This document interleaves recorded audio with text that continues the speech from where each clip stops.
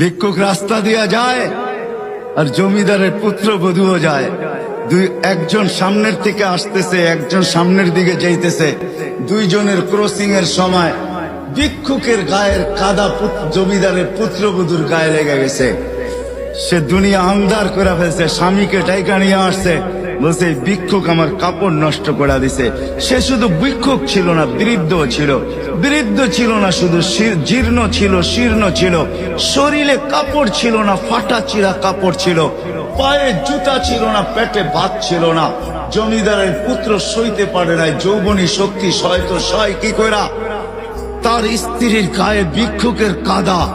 বস সমগ্র শক্তিকে হাতে জমা করা, একত্র করা বৃদ্ধের গালে বসায়। বৃদ্ধ কিচ্ছু বলে নাই, শুধু উপরের দিকে তাকায় দুই তিনটা শব্দ উচ্চারণ করছেন। শব্দগুলা হলো ইয়া মাল্লা তারা হলো ওয়ুন, ও আল্লাহ চোখে দেখা যায় না। ও তারা কুল্লা শাই, তুই সব দেখিস।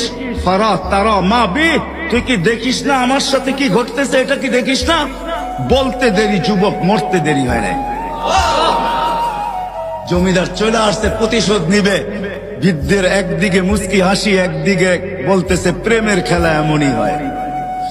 জিজ্ঞাসা করছে কিসের প্রেমের খেলা রে?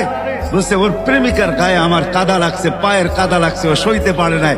যৌবনী শক্তি দিয়ে আমার বৃদ্ধ গালে বসায় দিছে। আমাকেও একজন ভালোবাসে, সেও সইতে পারে না, সেও সইতে পারে না। ও তো থাপ্পড় দিয়া ক্ষান্ত, সে জান নিয়ে নিছে, জান।